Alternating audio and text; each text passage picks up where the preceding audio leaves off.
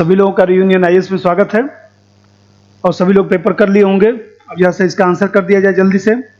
पहला प्रश्न है कि यदि किसी लोक सेवक को किसी अपराध के लिए न्यायालय ने दंडित कर दिया है तो उसे संबंधित विभाग द्वारा दंडित नहीं किया जाएगा। तो बताइए, मैं बताया था कि डबल जीओपार्डी का जो सिद्धांत है वो नौकरशाही पर लागू नहीं होता है। एक तरफ विभाग का दंड मिलता है, दूसरा न्यायालय का दंड मिलता है। तो इसका मतलब क्या हुआ, ये गलत हो गया ना। लोक सेवक को किसी अपराध के लिए न्यायालय ने दंडित कर दिया है तो उसे संबंधित विभाग द्वारा दंड नहीं मिलेगा, विभाग द्वारा भी दंड मिलेगा। अनुच्छेद 20 एक अपराध के लिए दोहरे दंड का निषेध करता है, तो ये तो बात सही है। लेकिन पहला स्टेटमेंट जो है नौकरशाही पर जो है दोहरे दंड की जो प्रावधान है वो लागू नहीं होता है। इसका आंसर क्या हो जाएगा, डी। दूसरा प्रश्न चलिए। दूसरा प्रश्न है सदन की कार्रवाई की सही और सद्भावनापूर्ण रिपोर्ट छापने का अधिकार। तो मैं इसलिए दिया था कि 19(1) को आप लोग रटे होंगे। तो 19(1) क में जो है वो देखा जाए तो सदन की कार्रवाई की सही और सद्भावनापूर्ण रिपोर्ट की बात नहीं की गई है। ये बात अनुच्छेद 361(a) में किया गया है। तो जल्दीबाजी में टिक लगा दिए होंगे ना आप लोग। अब जैसे आगे चलिए, निम्नलिखित में से कौन सा मौलिक अधिकार निवारक निरोध द्वारा अवरोधित होता है। तो मैं बताया कि जो जिस खांचे में रहेगा, जैसे मान लीजिए यहाँ पर जो है स्वतंत्रता का अधिकार है, तो स्वतंत्रता के अधिकार में 19 से लेकर जो है 22 तक का जो प्रावधान है, भाई 22 का जो प्रावधान है, चाहे मान लीजिए 19 है, चाहे 20 है, चाहे 21 है, ये सब प्रावधान जो है 19, 20, 21, 22 ये सब प्रावधान क्या है, स्वतंत्रता से संबंधित है। तो स्वतंत्रता से संबंधित है तो कुछ भी पूछेगा, चाहे जितना भी अच्छा लिख देगा, आपको उसी खांचे का टिक लगाना है। इसका मतलब ये हुआ कि स्वतंत्रता के अधिकार को जो है अवरोधित करेगा। ये आंसर इसका लगाना पड़ेगा, प्रिवेंटिव डिटेंशन पढ़ाया था आपको उस दिन। अगला प्रश्न चलिए। 19(1) क में वाक्य एवं व्यक्ति की स्वतंत्रता में सूचना का अधिकार समाहित है। सही बात, क्योंकि सुप्रीम कोर्ट ने कह दिया था कि 19(1) क में ही वाक्य एवं व्यक्ति की स्वतंत्रता जो है वो शामिल है। ये सही बात है। सूचना के अधिकार को विधिक मान्यता दिया गया। सही बात है। 12 अक्टूबर 2005 को सूचना के अधिकार को जो है वो लीगल फॉर्म में स्वीकार किया गया ना। सूचना का अधिकार संविधान में थोड़ी दिया गया, या संवैधानिक अधिकार के रूप में थोड़ी ना है। तो ये भी बात सही है। इसका मतलब ये हुआ कि इसका आंसर क्या हो जाएगा, इसका आंसर दोनों सही होगा। अगला चलिए, ये सब मिला लिए होंगे, इसमें ए होगा। मैं तो दिया था कि आप लोग रटे उटे होंगे ना, तो रटे उटे होंगे तो थोड़ा सा देख लीजिए। अगला चलिए, इसमें प्रश्न है कि मौलिक अधिकार व्यक्ति की राजनीतिक प्रक्रिया में सहभागिता सुनिश्चित करता है। सही बात है भाई, राजनीतिक प्रक्रिया में सहभागिता सुनिश्चित करेगा। इसका मतलब कि आपको अधिकार दिया जाएगा, आप सरकार की आलोचना करेंगे, एक प्रकार से राजनीतिक प्रक्रिया में सहभागिता तो हुआ।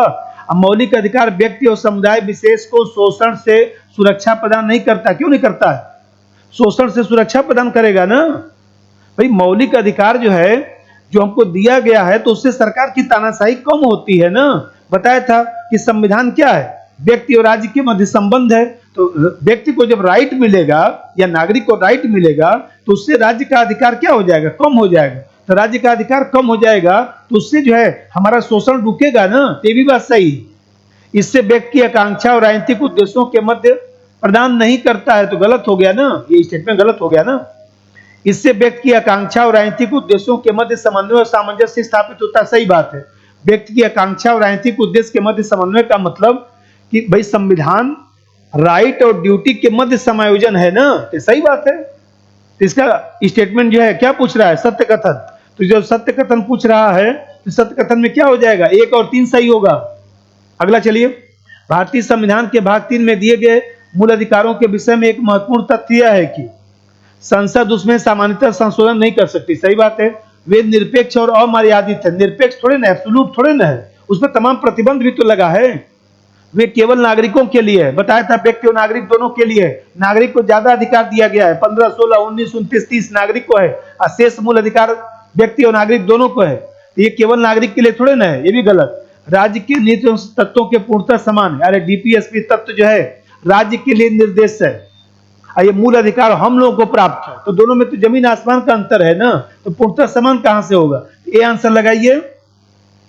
अब चलिए, यह सिद्धांत कि यदि राज्य द्वारा बनाई गई कोई विधि किसी व्यक्ति को दैहिक स्वतंत्रता से वंचित करती है तो उसे ऐसी प्रक्रिया विहित करनी चाहिए जो मनमानी और युक्तियुक्त न हो। अरे वही मेनका गांधीवाद में जो कहा गया था, मेनका गांधीवाद में कहा गया था ना, रीजनेबल होना चाहिए, जस्ट होना चाहिए, फेयर होना चाहिए, उसी को तो लिखा हूं। तो इसमें क्या हो जाएगा? देखिए यहां पर लिखा है अनजस्ट, अनरीजनेबल, आर्बिट्रेरी। तो ये सब जो है मेनका गांधीवाद में ही तो हुआ था, वही लगाइए डी टिक। मौलिक अधिकार के अंतर्गत कौन सा अनुच्छेद बच्चों के शोषण से संबंधित है? तो बच्चे को शोषण से संबंधित क्या है बताइए? 23 और 24। तो 23 और 24 है, तो यहां पर जो है 23 नहीं ना होगा।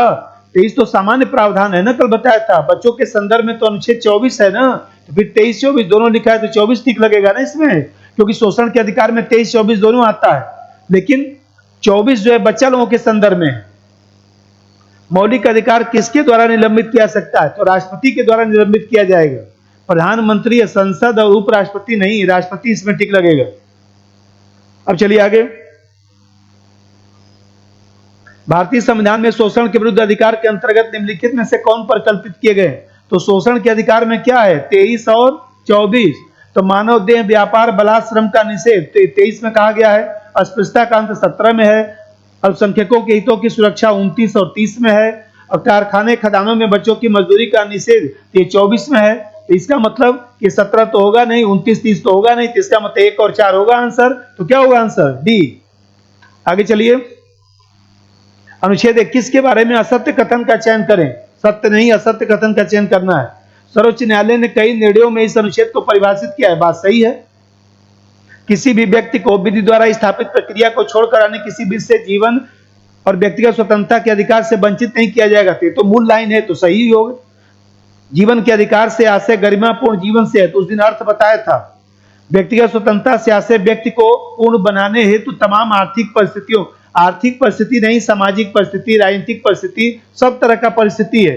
व्यक्तिगत स्वतंत्रता, मुझे बताया था कि व्यक्तिगत स्वतंत्रता का मतलब केवल शारीरिक निर्बंधन से मुक्ति नहीं, बल्कि व्यक्तिगत स्वतंत्रता को बढ़ावा देने के लिए वो सब परिस्थितियां आवश्यक हैं जो व्यक्तिगत स्वतंत्रता को बढ़ावा दे सकती हैं।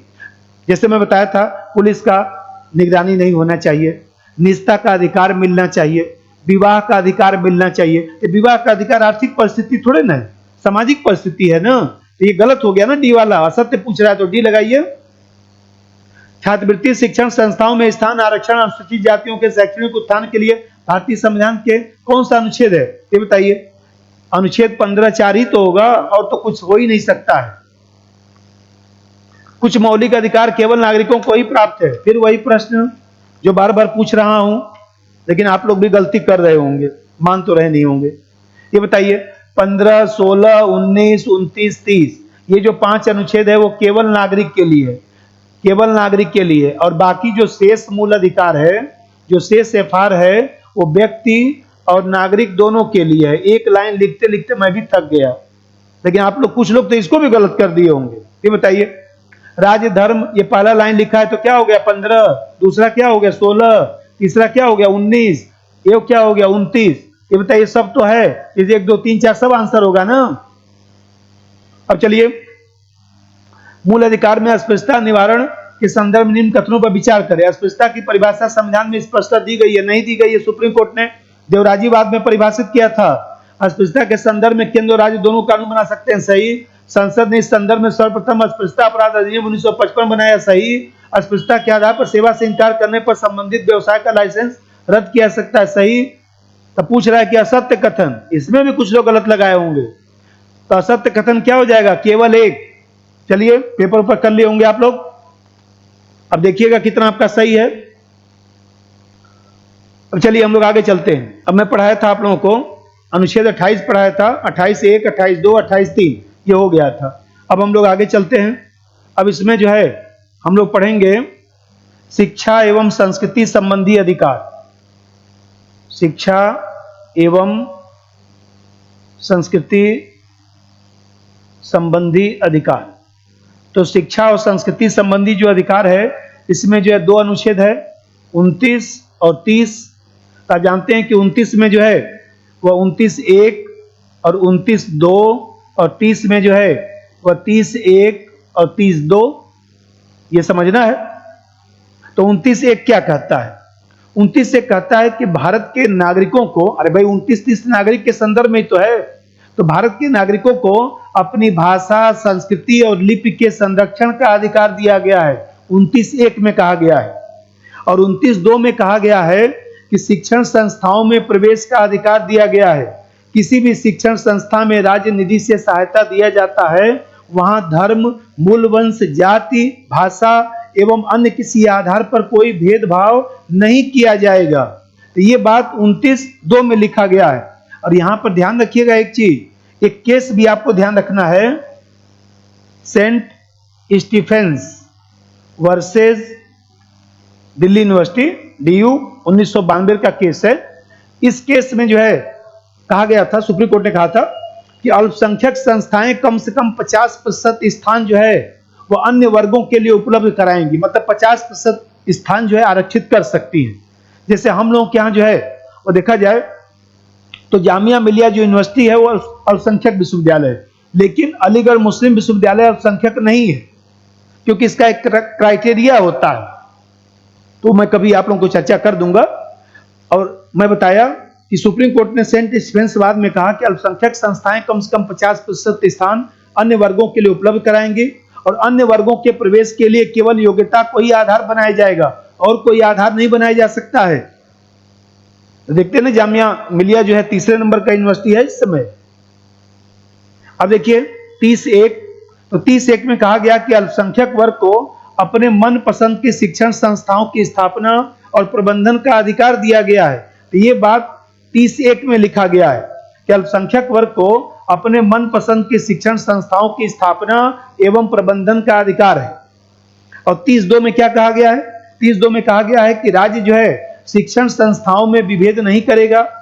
इस आधार पर राज्य सहायता देने से मना नहीं कर सकता कि कोई शिक्षण संस्था जो है भाषा, धर्म, संस्कृति के आधार पर गठित की गई है और आवश्यक होने पर विशेष अनुदान भी देगा।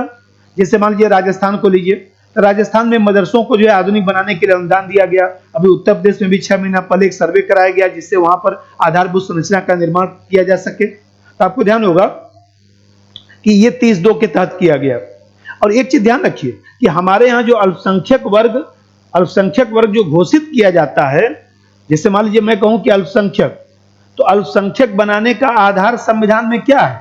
आधार 2 संविधान में है, एक तो धर्म है और दूसरा जो है भाषा / संस्कृति है।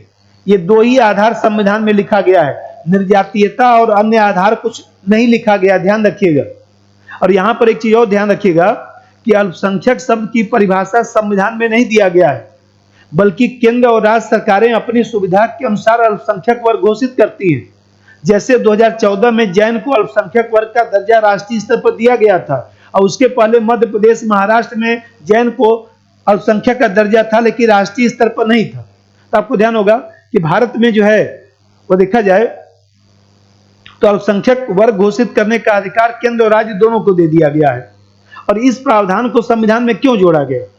कैसे समझिए, इस प्रावधान को मूल अधिकार में इसलिए जोड़ा गया जिससे जो है विविधतावादी जो संस्कृति है वो बनी रह सके। तो विविधतावादी जो संस्कृति है वो बनी रह सके और कहीं न कहीं हमारे यहाँ अल्पसंख्यक के मन में जो है वो असुरक्षा का भाव जो है वो पैदा न होने पाए। तो असुरक्षा का भाव पैदा न होने पाए, इसके कारण मूल अधिकार में जोड़ा गया। देखिए थोड़ा सा कंसेप्ट क्लियर कर दें भाई, मूल अधिकार को संविधान में क्यों जोड़ा गया? पहले तो यही कंसेप्ट क्लियर कर लीजिए। ये बताइए, स्वतंत्रता आंदोलन के दौरान जो है हम लोगों ने महसूस किया कि अधिकारों के न होने के कारण ही तो अंग्रेजों ने हम लोग के ऊपर अन्याय किया। इसलिए संविधान निर्माताओं को लगा कि मूल अधिकार को विशेष स्थान दिया जाना चाहिए जिससे भविष्य में अंग्रेज पैदा न होने पाए। और दूसरा चीज देखिए, संविधान में लोकतांत्रिक व्यवस्था अपनाई गई, तो लोकतांत्रिक व्यवस्था को मजबूत करने के लिए स्वतंत्रता समानता आवश्यक था। इसलिए संविधान में जो है स्वतंत्रता समानता जैसे पहलुओं को जो है मूल अधिकार के रूप में विशेष संरक्षण दिया गया। और तीसरा चीज जो मैं बार बार कहता हूं कि अधिकार क्या है? परिस्थिति। तो मूल अधिकार व्यक्तित्व विकास के लिए आवश्यक परिस्थिति मुहैया कराता है जिसका लाभ उठाकर व्यक्ति अपने जीवन को प्रासंगिक, अर्थपूर्ण और जो है समीचीन बना सकता है।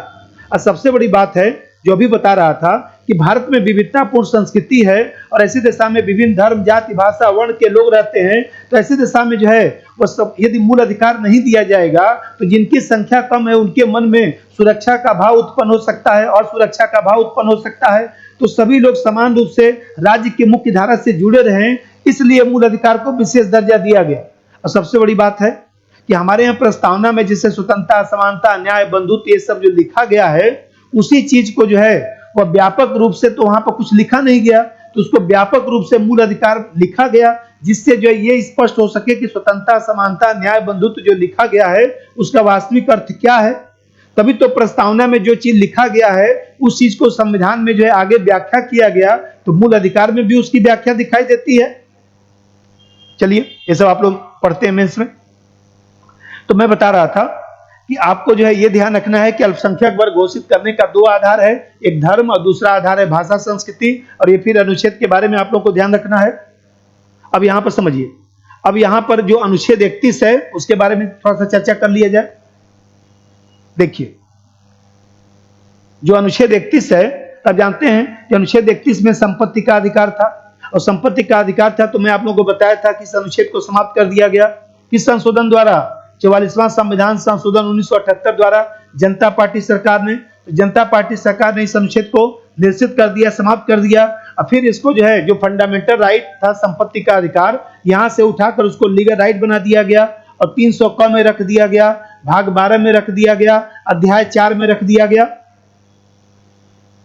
अब यहां पर समझिए, यह अनुच्छेद 31 तो खत्म हो गया, लेकिन आप जानते हैं कि संविधान में जो है यह अनुच्छेड दिखाई देता है 31A। तो 31A प्रथम संविधान संशोधन द्वारा जोड़ा गया। अब प्रथम संविधान संशोधन कब किया गया? अरे महीना उन्हें डेट और याद कर लिया करिए, यूपी वाला पूछता है। 18 जून 1951 प्रथम संशोधन। तो प्रथम संशोधन जो है वह 18 जून 1951 को किया गया था। और जानते हैं कि इस 31A में क्या लिखा गया? राज्य को व्यक्तिगत संपत्ति के अर्जन की अनुमति प्रदान कर दी गई और संसद और विधानमंडल दोनों कानून का निर्माण कर सकते हैं। इसमें लिखा गया कि राज्य ऐसी भूमि का ऐसी जमीन का अधिग्रहण नहीं कर सकता जो कृषि भूमि हो या हदबंदी सीमा के भीतर हो।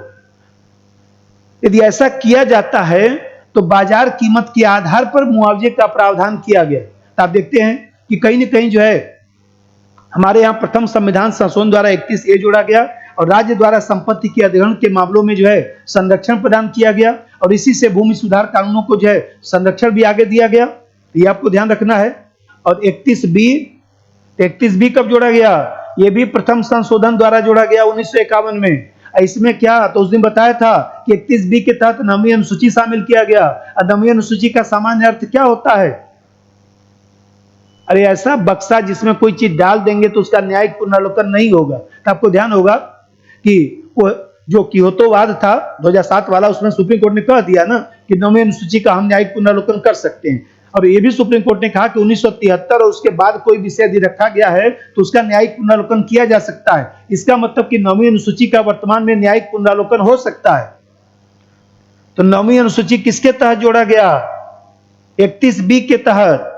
ध्यान रखिएगा, पूछता रहता है। फिर 31C के तहत जैसा समझिए। और आप लोग YouTube पर देखते हैं तो थोड़ा कुछ कमेंट लिखा करिए जिससे हम लोग को प्रेरणा मिलता रहे। और कुछ जो हम लोग की कमी है वो भी तो लिखिए, बस केवल नमस्कार मत लिखिए। कुछ ये भी बताइए कि हम लोग की क्या क्या कमी है और भी सुधार हम लोग कर सके। हम लोग आप लोगों को जो है वो देखा जाए तो मैं बोला कि जितना भी पीटी में पूछता है, चाहे IAS हो, चाहे PCS हो, चाहे राजस्थान में हो, चाहे वो बिहार में हो, जितना भी पूछता है मैं सब पढ़ाऊंगा। लेकिन आप लोग थोड़ा सा लिख कर बताया करिए कि और क्या क्या हम लोग इसमें सुधार कर सके। और फिर मैं बताया कि इस मूल अधिकार का मटेरियल टेलीग्राम पर है और आप लोग टेलीग्राम से जुड़कर जो है उसी पर पेपर भी जाता है, उसी पर मटेरियल भी जाता है। और फिर जो जो क्लास होता रहेगा उसका मटेरियल उस पर जाता रहेगा, उस पर जा जाके आप लोग देखते रहिए। अब जैसा देखिए 31C जो है, आप जानते हैं कि 31C जो है कब जोड़ा गया था? 25वां संविधान संशोधन 1971 द्वारा जोड़ा गया। अब 25वां संशोधन द्वारा जोड़ा गया, इसमें क्या कहा गया तो मैं आगे समझाऊंगा, लेकिन थोड़ा सा बता दूं। 39B और 39C ये जो दोनों DPSP तत्व है, जो समाजवादी DPSP तत्व है, तो कहा गया कि 39B और 39C जो है वह 14, 19, 31 जो अनुच्छेद 14, 19, 31 जो मूल अधिकार है उसका यदि उल्लंघन करता है, यदि मान लीजिए 39B और 39C को लागू करने के लिए कोई कानून बनाया जाता है और 14, 19, 31 जैसे मूल अधिकार का उल्लंघन करता है तो उल्लंघन नहीं माना जाएगा। ये बात लिखा गया। और 39B और 39C में क्या है? तो समाज के संसाधनों का प्रयोग सामान्य हित में किया जाएगा। आगे पढ़ाऊंगा आप लोगों को। तो ये प्रावधान लिखा गया। तो अब 31A, 31B, 31C और 31D भी बेयर रेट से थोड़ा पढ़ लीजिएगा, वो भी कभी कभी पूछता है। अब चलिए आगे, अनुच्छेद 32। तो अनुच्छेद 32 में हम लोग को क्या क्या पढ़ना है? सबसे पहले तो 32 और 226 में हम लोग को अंतर पढ़ना है। दूसरा चीज इसमें पढ़ना है कि रिट क्या होता है, रिट क्या होता है, लेख क्या होता है, लेख क्या होता है। और तीसरा चीज, जैसे मान लीजिए अनुच्छेद 32 से ही तो PIL निकला है, लोक हितवाद, पब्लिक इंटरेस्ट लिटिगेशन, जनहित याचिका, तो उसके बारे में थोड़ा सा पढ़ना है। तब पहले जो है 32 और 226 पे जरा सा समझिए। देखिए, डॉक्टर अंबेडकर साहब ने अनुच्छेद 32 को जो है संविधान की आत्मा कहा, लेकिन मैं कहूंगा कि सामान्य रूप से संविधान की आत्मा क्या है? तो सामान्य रूप से संविधान की आत्मा क्या टिक लगाएंगे? प्रस्तावना टिक लगाइएगा, ये ध्यान रखिएगा। सामान्य रूप से प्रस्तावना संविधान का सार तत्व और आत्मा है, और डॉक्टर अंबेडकर साहब के अनुसार आत्मा क्या है? तो अनुच्छेद 32 टिक लगाइएगा, ये ध्यान रखिएगा। अब 32 और 226 में अंतर समझिए। ये बताइए कि अनुच्छेद 32 के तहत सुप्रीम कोर्ट जो है मूल अधिकारों का संरक्षण करता है, पहला चीज तो ये रहा। और 226 के तहत जो है हाई कोर्ट मूल अधिकारों का संरक्षण करता है, मतलब रिट जारी करता है।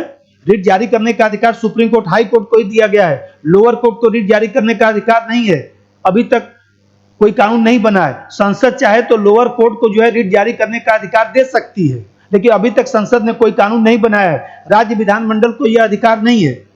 और दूसरा बात समझिए, ये बताइए अनुच्छेद 32 जो है स्वयं मूल अधिकार है।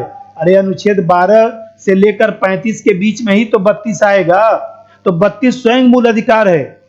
इसका मतलब कि यदि सुप्रीम कोर्ट में जाकर हम लोग कहते हैं कि हमारे मूल अधिकार का उल्लंघन हो गया है, तो सुप्रीम कोर्ट अवश्य उपचार प्रदान करेगा। सुप्रीम कोर्ट मना नहीं कर सकता है, इसीलिए सुप्रीम कोर्ट को मूल अधिकारों का गार्जियन कहा जाता है।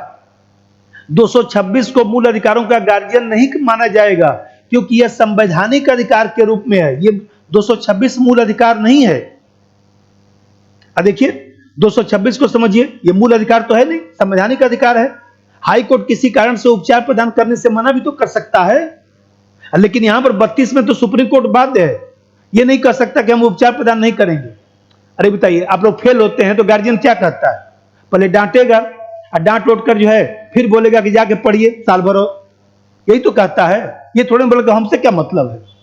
अरे भाई, गार्जियन है तो गार्जियन आपको छोड़ेगा नहीं, लेकिन आप लोग भी गार्जियन को एकदम अति मत, उसका अग्नि परीक्षा मत लीजिए। साल भर, 2 साल, 3 साल, अरे भाई कब तक पढ़ेंगे? गार्जियन के जिम्मे एक काम यही है आपको पढ़ाने का, और कोई काम नहीं है। थोड़ा ये भी तो सोच लिया करिए। आप भी गार्जियन रहेंगे तो क्या करेंगे? एकमात्र यही काम करेंगे कि 10-20 साल तक पढ़ाते रहेंगे बच्चे को।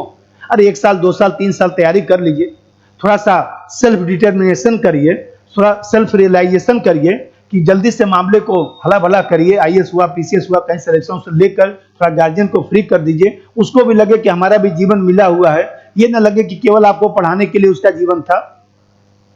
तीसरा बात समझिए, ये बताइए 32 के तहत जो है वो देखा जाए तो इसका प्रयोग केवल मूल अधिकार के संदर्भ में किया जाता है। सुप्रीम कोर्ट केवल मूल अधिकार के लिए रिट जारी कर सकता है। अब 226 के तहत जो है मूल अधिकारों के साथ जो है वो देखा जाए तो इसमें लीगल राइट के लिए, कॉन्स्टिट्यूशन राइट के लिए, मान लीजिए इंस्टीट्यूटरी राइट के लिए, अदर राइट के लिए, सबके लिए रिट जारी कर सकता है।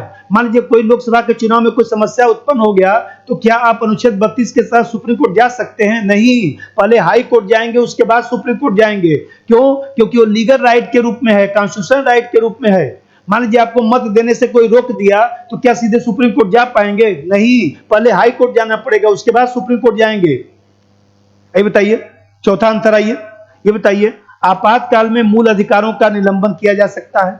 20-21 को छोड़कर शेष मूल अधिकारों का निलंबन हो सकता है। ये बताइए, राष्ट्रपति करता है मंत्रिपरिषद की सलाह पर, लेकिन राष्ट्रपति टिक लगाया जाएगा। ये बताइए 32 का निलंबन होगा? अरे हो न जाएगा। 20 और 21 का निलंबन नहीं होगा, तो 20-21 को छोड़कर 32 आता है, तो 32 का निलंबन हो सकता है। लेकिन ये बताइए कि आपातकाल में 226 का निलंबन किया जा सकता है? नहीं किया जा सकता। क्यों? क्योंकि ये मूल अधिकार नहीं है। तो थोड़ा सा इसको अंतर भी ध्यान रखिएगा। ये बताइए अनुच्छेद 32 का प्रयोग संपूर्ण भारत में किया जा सकता है। अनुच्छेद 32 का प्रयोग संपूर्ण भारत में किया जा सकता है। कहीं पर भी मूल अधिकार का उल्लंघन होगा आप सुप्रीम कोर्ट जा सकते हैं, लेकिन 226 का प्रयोग जो है हाई कोर्ट के क्षेत्राधिकार के भीतर भी हो सकता है। पटना में मूल अधिकार का उल्लंघन होगा तो आप जो है इलाहाबाद हाई कोर्ट जा पाएंगे? नहीं जा पाएंगे, लेकिन सुप्रीम कोर्ट जा सकते हैं। बिहार में मान लीजिए मूल अधिकार का उल्लंघन होगा तो बिहार हाई कोर्ट में जाएंगे, पटना। मान लीजिए सपोज करिए कि कोई व्यक्ति का मूल अधिकार जौनपुर में उल्लंघन हुआ तो दिल्ली हाई कोर्ट में थोड़ा मुकदमा दायर करेगा, इलाहाबाद हाई कोर्ट में करेगा या तो फिर सुप्रीम कोर्ट में करेगा। ठीक है, हाई कोर्ट से सुप्रीम कोर्ट में जा सकता है। तो यहां का कंसेप्ट क्लियर करना है कि बताइए रिट जारी करने के संदर्भ में सुप्रीम कोर्ट का क्षेत्राधिकार कम होगा कि ज्यादा? कम होगा ना। क्यों? केवल मूल अधिकार के संदर्भ में। यहां पर देख रहे हैं कि सबके संदर्भ में है, तो रिट जारी करने के संदर्भ में हाई कोर्ट का क्षेत्राधिकार मूल अधिकार से ज्यादा है, व्यापक है। और अभी बताया कि अभी तक सुप्रीम कोर्ट हाई कोर्ट को ही रिट जारी करने का अधिकार है। अधीनस्थ न्यायालयों को लोअर कोर्ट को रिट जारी करने का अधिकार नहीं दिया गया है। संसद चाहे तो कानून बनाकर अन्य न्यायालयों को भी रिट जारी करने का अधिकार दे सकती है, लेकिन अभी तक नहीं दिया गया है। अब जैसा चलिए लेख रिट क्या होता है, रिट पर जैसा चर्चा कर लिया जाए। रिट क्या होता है, लेख क्या होता है, ये बताइए। जितना भी रिट है सब ब्रिटेन से लिया गया है, और यहां पर जो है सुप्रीम कोर्ट हाई कोर्ट को ही रिट जारी करने का अधिकार दिया गया है। और वर्तमान में जानते हैं कि हमारे यहां जो रिटें हैं उसमें जो है पहला है हैबियस कार्पस, हैबियस कार्पस, बंदी प्रत्यक्षीकरण। तो जो बंदी प्रत्यक्षीकरण है इसका मतलब कि सशरीर उपस्थित होना, सब लैटिन भाषा का शब्द है। इसका मतलब है कि शरीर सहित उपस्थित कराना। तो यह रिट जो है निजी और सरकारी दोनों क्षेत्रों में उपलब्ध है। यदि किसी व्यक्ति को बंदी बना लिया जाता है तो ऐसी दशा में कोई निजी व्यक्ति बना ले, कोई प्राइवेट व्यक्ति बना ले, सरकारी व्यक्ति बना ले, तो इस रिट के माध्यम से उस व्यक्ति के अधिकारों का संरक्षण किया जाता है, कारणों की जांच की जाती है और उसे 24 घंटे के भीतर जो है सशरीर जो है उपस्थित कराया जाता है। तो इस बात को हम लोग जो है वो देखा जाए तो क्या कहते हैं, बंदी प्रत्यक्षीकरण। देखिए बताइए कि बंदी प्रत्यक्षीकरण, मान लीजिए न्यायालय ने दंड दिया है, किसी को जेल में रख दिया गया तब थोड़ी जारी होगा। संसद की अवमानना के लिए किसी को दंडित किया गया तब थोड़ी जारी होगा। और न्यायालय के क्षेत्राधिकार के बाहर भी होगा तब भी जारी नहीं होगा। यदि किसी ने कानून का अपने सीआरपीसी आईपीसी का उल्लंघन किया है तब थोड़ी जारी होगा। यहां ध्यान रखिए 24 घंटे के भीतर सशरीर पेश किया जाएगा। जो दूसरा रिट है वो है मैंडमस, परमादेश। परमादेश, मैंडमस। तो परमादेश का मतलब होता है, इसका शाब्दिक अर्थ होता है हम आदेश देते हैं, हम आदेश देते हैं। इसका मतलब किसको आदेश देते हैं? यह केवल सरकारी क्षेत्र में उपलब्ध है। प्रशासनिक और न्यायिक व्यक्ति यदि अपना दायित्व पूरा नहीं कर रहा है तो दायित्व पूरा कराने के लिए न्यायालय जो है आदेश जारी कर सकता है। लेकिन यहां पर ध्यान रखिएगा कि राष्ट्रपति और राज्यपाल जो है उसके विरुद्ध जो है वह देखा जाए तो परमादेश जारी नहीं हो सकता है। उस दिन बताया था अनुच्छेद 361 के तहत राष्ट्रपति राज्यपाल को परमादेश की सीमा से जो है बाहर रखा गया है। और दूसरा चीज प्रशासनिक और न्यायिक दोनों क्षेत्रों में उपलब्ध है। और तीसरा चीज बताया अभी कि ये प्राइवेट व्यक्ति के विरुद्ध जारी नहीं हो सकता है, राष्ट्रपति राज्यपाल के विरुद्ध जारी नहीं हो सकता है। इसका मतलब ये हुआ। अब तीसरा जैसा समझिए, तीसरा चीज यहां पर है कि जैसे मान लीजिए सपोज करिए एक होता है प्रतिषेध, प्रतिषेध प्रोहिबिशन, एक होता है उत्प्रेषण, एक होता है उत्प्रेषण सर्सियोरेरी, उत्प्रेषण सर्सियोरेरी। अब देखिए दोनों को समझिए, दोनों को थोड़ा साथ ही समझिए। जब मामला लंबित हो, जब मामला लंबित हो, जब मामला लंबित हो तो क्या जारी होगा? प्रोहिबिशन। और जब मामले का निष्पादन हो गया है, निर्णय आ गया है, निर्णय आ गया है, तो निर्णय आने के बाद क्या जारी होगा? तो उत्प्रेषण जारी होगा। और देखिए प्रोहिबिशन का मतलब होता है, प्रोहिबिशन का मतलब होता है रोक लगाना। इसका मतलब होता है रोक लगाना, मना करना। और इसका उत्प्रेषण का मतलब होता है अधिक जानकारी प्राप्त करना, अधिक जानकारी प्राप्त करना। अब जैसे समझिए, यहीं पे समझा देता हूं। तो इसका मतलब यह हुआ कि ये दोनों जो है केवल न्यायिक क्षेत्र में लागू होगा, केवल न्यायिक क्षेत्र में लागू होगा। पहला कंसेप्ट तो ये क्लियर करिए, केवल न्यायिक क्षेत्र में लागू होगा। और दूसरा चीज, जब मामला लंबित होगा तो प्रतिषेध जारी होगा, जब मामले पर निर्णय आ गया है उसके बाद जारी होगा तो उत्प्रेषण जारी होगा। अब जैसा पहले कहानी सुना के आपको सेट कर दें, ये बताइए, ये जो प्रतिषेध है, इस प्रतिषेध के माध्यम से क्या चीज होगा? भाई मान लीजिए निर्णय तो आया नहीं है, तो न्यायालय द्वारा त्रुटि होने से रोकना, इसका मतलब यह हुआ कि न्यायालय द्वारा त्रुटि नहीं हुई है तो त्रुटि होने से न्यायालय को रोक देना, उस बात को प्रतिषेध कहा जाएगा। और मान लीजिए अब तो निर्णय आ ही गया है, तो निर्णय आ गया है तो न्यायिक जो त्रुटि हो गई है उसमें सुधार करना, उस बात को उत्प्रेषण कहा जाएगा। कहानी बताता हूं तब समझ आएगा।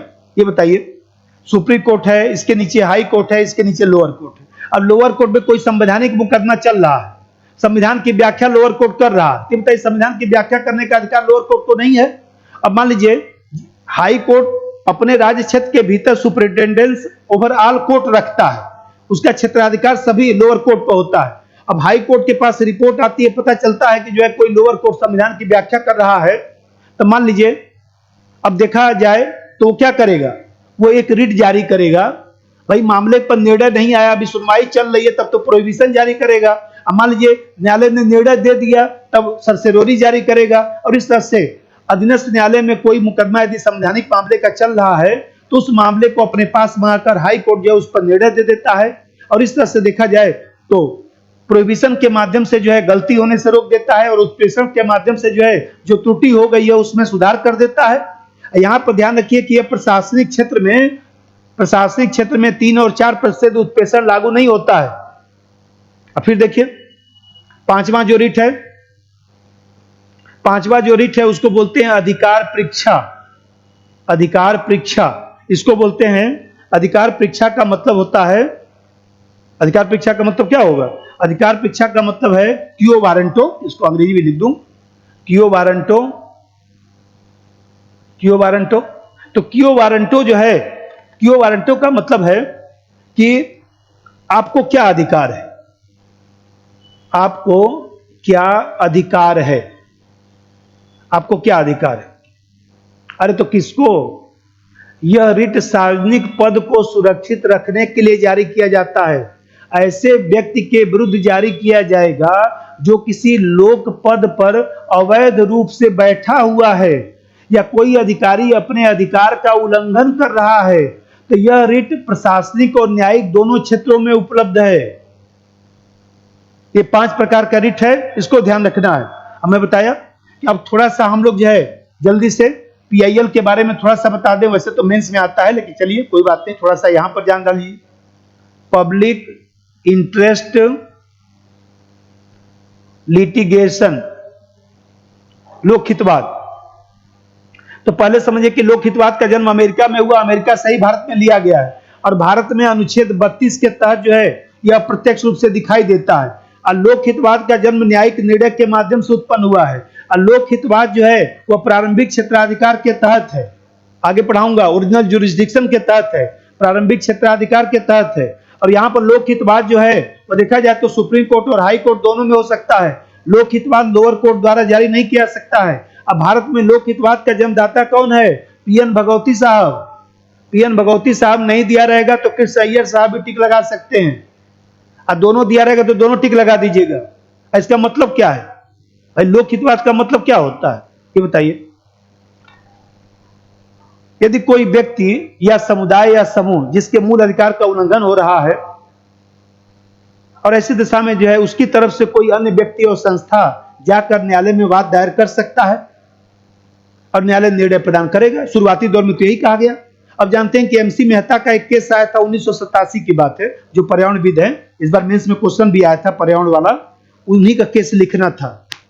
तो एमसी मेहता साहब ने जो है बहुत सारे केस दायर किए थे, कम से कम 15-16 केस उनका था, जिसमें 5-7 पर्यावरण का केस था। वही इस बार मेंस में आया था 2022 में, आप लोग देखे होंगे क्वेश्चन पर्यावरण वाला। तो यहां पर देख रहे हैं कि एमसी मेहता बाद में सुप्रीम कोर्ट ने कहा था, एमसी मेहता ने कहा कि बताइए कि किसी व्यक्ति और समूह के अधिकार का उल्लंघन हो रहा है, अब कोई व्यक्ति नहीं आया तो क्या उल्लंघन होने दिया जाए?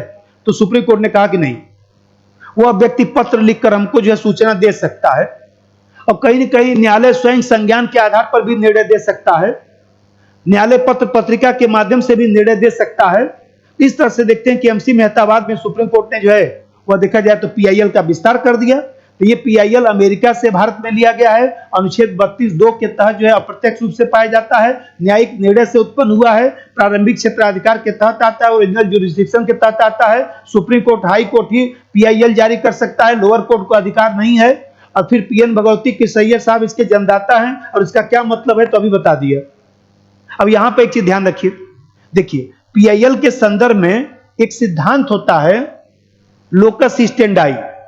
लोकस स्टेंडाई, लोकस स्टेंडाई का मतलब होता है कि यदि किसी के अधिकार का उल्लंघन होता है तो वह व्यक्ति न्यायालय में जा सकता है। अब लोकस स्टेंडाई के सिद्धांत में परिवर्तन कर दिया गया और कहा गया कि किसी के अधिकार का उल्लंघन होता है, वह व्यक्ति न्यायालय में नहीं जा सकता है तो दूसरा कोई जा सकता है। तो लोकस स्टेंडाई में छूट प्रदान करके पीआईएल को बढ़ावा दिया गया। अब फिर एक चीज और ध्यान रखिए, ये पीआईएल छोटा गोला है, इसका बड़ा गोला क्या हो गया, जुडिशियल एक्टिविज्म। इसका बड़ा गोला क्या हो गया, जुडिशियल ओवररीच।